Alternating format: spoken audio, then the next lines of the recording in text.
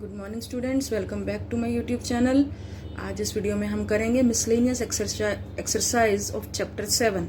तो इसका फर्स्ट सम है बेटा, हाउ मेनी वर्ड्स विद और without meaning can be formed each of 2 vowels and 3 consonants can be formed from the letters of the word daughter. ठीक है बेटा, daughter के अंदर जो भी लेटर्स हैं उनमें से हमें ऐसे वर्ड्स बनाने हैं विद और विदाउट मीनिंग जिसमें कि हम 2 वॉवल्स और 3 कॉन्सोनेंट्स यूज करें उनमें से जो कि डॉटर में यूज हुए हैं। बेटा वर्ड डॉटर में हमारे पास 3 वॉवल्स हैं A, U and E and 5 consonants हैं D, G, H, T, R. अब 3 वॉवल्स में से मेरे को 2 वॉवल सिलेक्ट करने हैं, that will be 3C 2 ways and 5 consonants में से मेरे को 3 कॉन्सोनेंट्स सिलेक्ट करने हैं, तो 5C 3 वेज में हो जाएंगे, 10 वेज आ गए। तो number of combinations of 3 vowels and 2 vowels and 3 consonants हो जाएंगे 3 इंटू 10 30। अब इन 30 कॉम्बिनेशंस में 2 वॉवल्स और 3 कॉन्सोनेंट्स को हम आपस में, ये टोटल 5 हो गए, तो 5 फैक्टोरियल वेज में इनको आपस में भी हम अरेंज कर सकते हैं। तो रिक्वायर्ड नंबर ऑफ वर्ड्स क्या आ जाएंगे, तो ऊपर 30 आया था इंटू 5 फैक्टोरियल 3600। उसके बाद है बेटा sum number 2, how many words with और without meaning can be formed using all the letters of the word equation at a time so that the vowels and consonants occur together।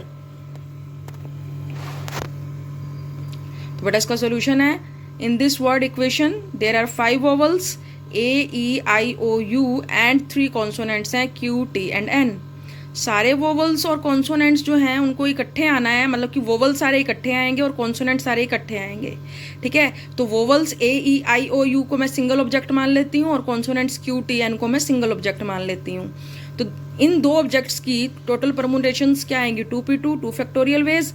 अब corresponding to each of this permutations, अब 5 जो मेरे पास vowels हैं उनको आपस में मैं 5 factorial veg में अरेंज कर सकती हूँ और 3 कॉन्सोनेंट्स को मैं आपस में 3 फैक्टोरियल वेज में कर सकती हूँ अरेंज। तो यहाँ पर टोटल परमुटेशंस आ जाएंगी मेरे पास 3 फैक्टोरियल कॉन्सोनेंट्स के लिए, 5 फैक्टोरियल वॉवल्स के लिए। तो टोटल वर्ड्स कितने हो जाएंगे बेटा, मेरे पास 2 फैक्टोरियल पहले आई थी into 5 factorial into 3 factorial 1440। Next है बेटा हमारे पास sum number 3, a committee of 7 has to be formed from 9 boys and 4 girls.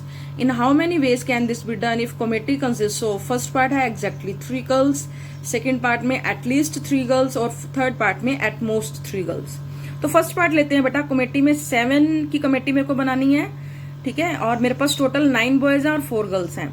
First part में है बेटा एग्जैक्टली 3 गर्ल्स होनी चाहिए, तो बॉयज कितने होंगे बेटा, 7 की कमेटी है, 3 गर्ल्स तो 4 बॉयज लेने पड़ेंगे मेरे को।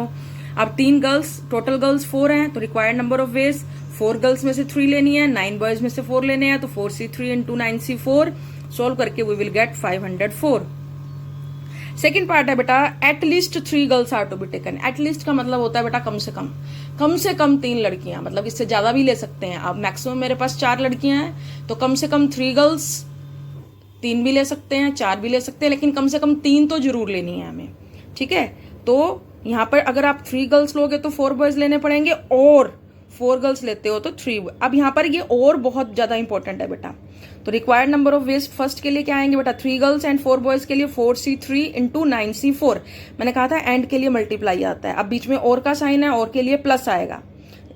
4 girls and 3 boys 4C4 into, क्योंकि 4 गर्ल्स मेरे पास टोटल है, इंटू 9 बॉयज में से 3 बॉयज 9C3 सॉल्व करेंगे, वी विल गेट 588।